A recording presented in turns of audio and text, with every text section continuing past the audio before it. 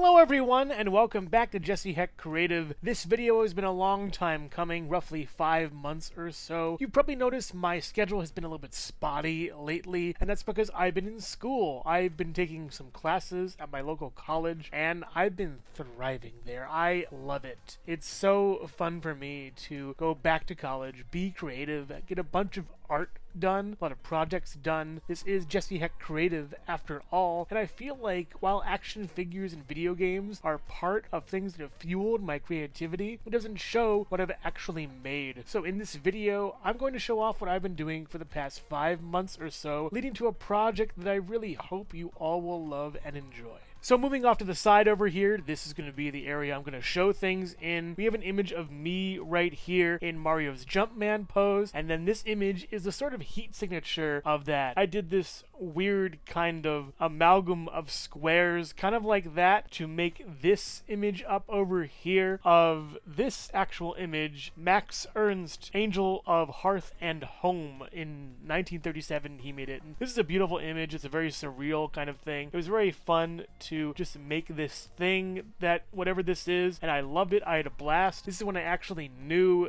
that I kind of had a knack for this kind of thing, and I'm like, I'm getting used to this. I'm getting into this. I'm using Adobe Illustrator. It's very fun. But the next one I did was this little amalgam of different shapes and circles and everything, combining and culminating in this larger image, but I made it into my own kind of thing. I referenced a lot of video games. We have Metroid, Mario and Luigi, Pikmin, Luigi's Mansion, Final Fantasy, Legend of Zelda, Majora's Mask. It was very fun to make, but also I did this Garfield one that's so silly. I just love it a lot. It's really weird. My teacher thought it was funny. I also did a classical chimera. It was supposed to be kind of like a combine different objects into Photoshop and make that, and I made this. I really love it. It's beautiful. Blending that goat head into the back of the lion was so fun. I also did a variety of magazine covers over here, and one of them was for Food for Thought. My teacher loved Food for Thought. Dino Golf was a big contender on this. The rest were just okay. And also my tribute to The Big Lebowski. I love this movie, one of my favorites of all time. And I also picked the mental health magazine one, and I actually did it making this really nicely done piece that I think is pretty cool. We use a lot of stock images and photos, and all of these are either things I made myself or stock images, and it's pretty cool to see and create. One of my favorites I made entirely out of the whole semester was this one with the Witch's Tavern. I really love it. It's, I think, very well done. I put a lot of effort into it. I sourced the eyeballs from a glass eye selling website, made the pool table a different color. I really love how I made the witch. I do like the idea of her pool stick being the broom. That's a nice little touch I thought of. And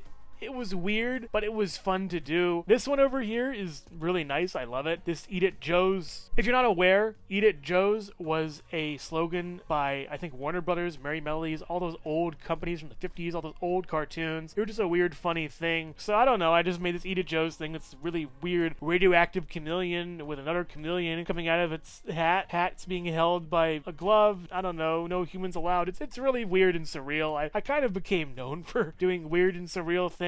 More surreal stuff. This strange food amalgam. I'm going to be getting into food a lot more lately. Just, you'll see. We got cinnamon and nutmeg and paprika and all that junk. And then we got a weird wavy ice cream cone with this girl screaming into an egg. And we have a large letter R or whatever. And I gave her old man eyes. It's weird. It's just surreal, weird stuff. But another thing I did was kind of go into horror. Surreal horror, I think, is my favorite thing. I really love that. Courage the Cowardly Dog did that a lot. And we have this picture of this kind of movie poster thing I did. We have John Lithgow and Tilda Swinton in Our Happy Home.